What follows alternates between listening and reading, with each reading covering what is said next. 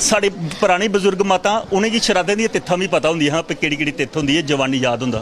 नवीं पीढ़ी ते एक दो नूं याद है। क्या नाम जी तुहाडा? मेरा नाम कमलेश है। कमलेश जी, अस दिखदे पे खास करिए प्हाड़ी जिहड़ा साढ़ा जिला है उधमपुर, इत्थों तो लोग मता सारा गुणगुणाते हैं, अपने डोगरी शैली गी गाते हैं। मते सारे कलाकार जिहड़े न अपनी शैली दे विच साढ़े जम्मू दूरदर्शन दे विच भी गाने जांदे रहे। जियां इत्थों रामनगरा दी टीम है, रमालू राम होर न, जब मते सारे होर सिंगर ने जिहड़े इत्थों उधमपुर च निकली गए। तुसें कुत्थों सिक्खेआ गाने वाला जां अपना पाया? मैं अपना पाया।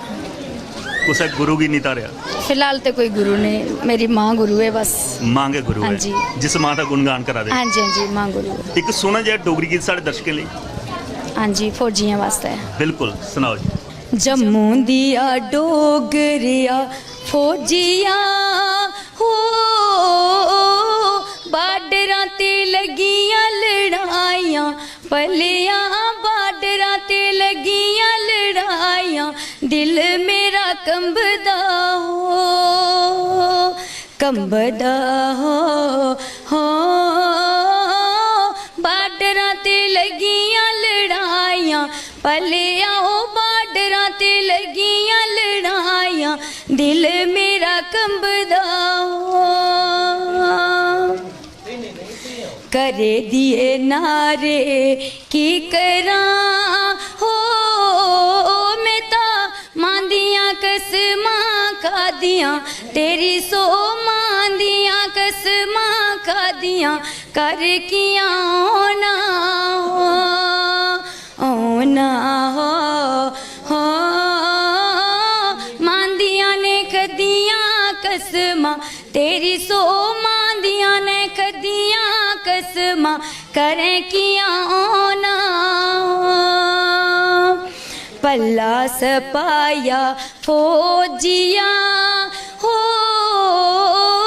करां दियां टीना टुटियां, तेरी सो करां दियां टीना टुटियां, आई के पाई जाया, पाई जाया हो, करां दियां टीना टुटियां, तेरी सो करां दियां टीना टुटियां, आई करी पाई जाया। पल्लिए लोके नारे हो, सबनी छुट्टियां दिंदा, तेरी सो सबनी छुट्टियां दिंदा, कर कियां ओना हो,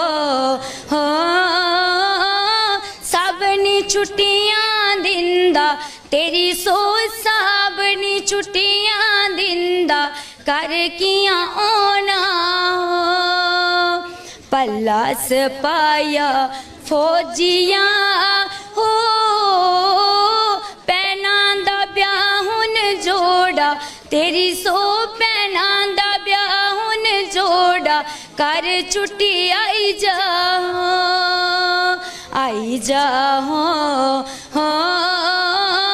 भैनें दा ब्याह हुन जोड़ा, कर छुट्टी आई जा।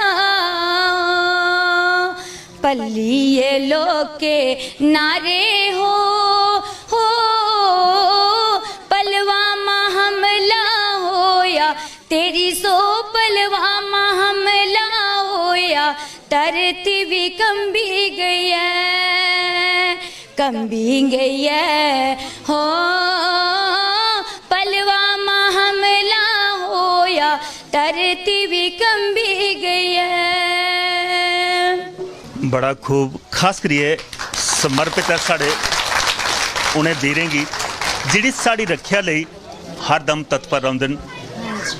और अज साड़ा प्रदेश जिहड़ा खास करिए इस प्रदेश दे विच एक कीड़ा जिहड़ा आतंकवाद दा चला करदा, कैंसर की तरह सानूं खा करदा, और साढ़े बड़े सारे नौजवान वीर जिहड़े उस काल दे ग्रास दे विच जा करदे न। की आखना चाहते हो अपने वीरें दा मान बढ़ाने वास्ते? और कई लोग इंदे पर सियासत करिए इंदे खिलाफ सबूत मंगा देन भाई तुसें अगे हमला करिए, उग्रवादी मारा दे भी।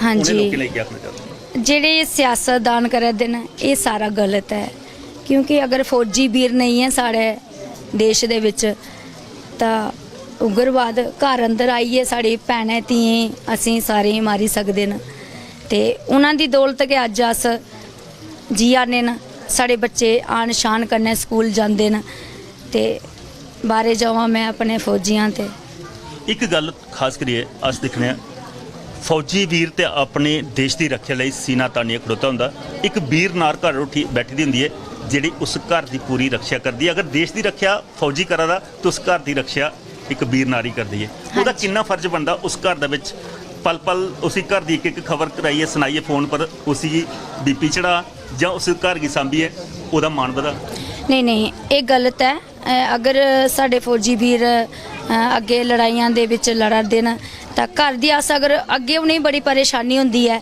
ਦਿਨ ਰਾਤ ਤਨਾਦ ਵਿੱਚ ਖੜੇ ਹੁੰਦੇ ਨੇ ਤੇ ਅਗਰ ਅਸ ਘਰ ਦੀ ਸਾਰੀਆਂ ਗੱਲਾਂ ਚੁਣੀ ਹੈ ਉਹਨੇ ਕੀ ਸੁਣਾਚਾ ਤਾਂ ਉਹਨੇ ਜ਼ਿਆਦਾ ਪਰੇਸ਼ਾਨੀ ਹੋ ਜਾਂਦੀ ਹੈ ਤਾਂ ਅੱਗੇ ਉਹਦਾ मतलब लड़ाई करना भी बड़ा मुश्किल हो जाता है तो घर दी असें आपू गै संभालना चाहिए जड़ियां नारां घर दियां न असें सारी जिम्मेवारी नारी शक्ति बनी है असें घर दे विच अपना सब कुछ संभालना चाहिए मैं भी एक फौजी दी घर वाली हाँ जी ਤਾਂ ਕਿ ਫੌਜੀ ਦਾ ਉੱਪਰ ਇੰਨਾ ਮਾਣ ਨਿਕਲਾ ਕਰਦਾ ਪਰ ਫੌਜੀ ਦੀ ਘਰ ਵਾਲੀ ਉਹ ਫੌਜੀ ਸਾਹਿਬ ਦੇ ਕੰਨੇ ਕੰਨੇ ਰਹਿੰਦੀਆਂ ਜਾਂ ਪਿਛੂ ਘਰ ਸਾਂਭਦੀਆਂ नहीं जी मैं तो घर के रही हाँ सिर्फ 2 महीने गई थी करने और फिर तो मैं बस घर के रही 2 महीने जाना चंगा भी रहता पता लगता भी फौजी किन्नी दुविधा च होंदे ने उत्थे हाँ जी दुविधा च तो फिर मैं देखिया जिसलै तो फिर घर आई घर विच मां भी थोड़े बीमार रहंदे हे